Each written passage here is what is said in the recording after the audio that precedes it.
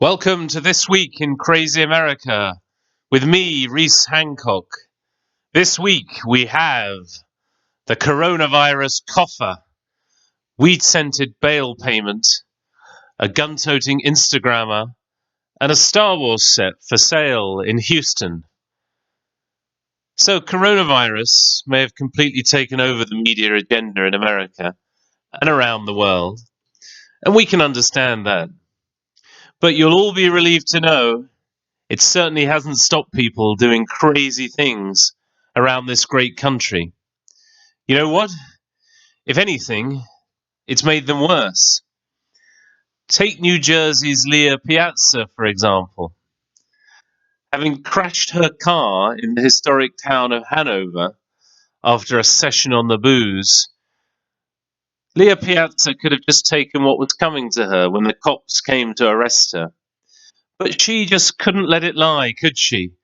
The silly young woman decided to cough loudly on a poor cop and tell him she'd just infected him with a virus.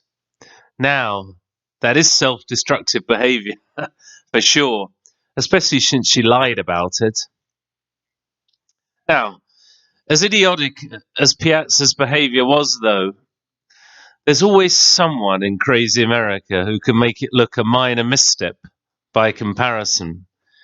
And that person this week was Stormy Lin Parfait of the town of Gary in Louisiana.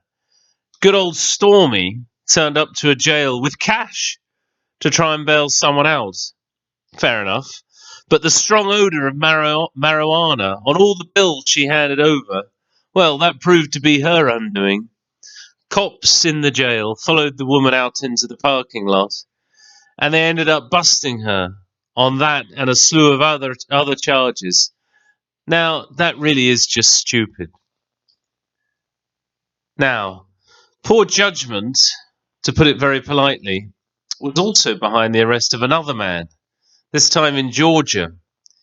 He either didn't foresee or perhaps just didn't care about the problems a post on Instagram of him pointing a gun at police would cause. The young fellow, name of Jordan Jones, will likely have plenty of time on his hands soon to work on a safety-first social media strategy.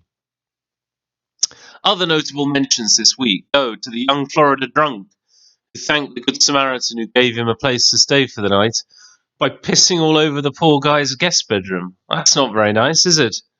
And also, on a brighter note, to Houston realtor Ellis Young, who refused to let coronavirus shut down his high-end home listings. His creative idea? Turn his properties into a Star Wars set. So finally, I've got to ask, why is it the heartwarming stories on Crazy America, and we do have a few, why is it they don't get near the number of page views as those on the other end of the spectrum? Well, in some ways, I think we all know the answers to that. But this story deserves to be the exception. Because as we come to terms with these unprecedented pandemic conditions, the people who are facing real economic pain are those that actually work for a living, including cooks, cashiers, waiters, delivery folks, doormen, and many more. So the decision of a loyal customer of the Coach's Bar and Grill in Columbus, Ohio, to leave a $2,500 tip to be split among the worried waitstaff, well, that was a good decision. In fact, it was more than that. It was uplifting in the extreme, and it's what this country can be about at a time of crisis. So he's definitely Crazy America's hero of the week.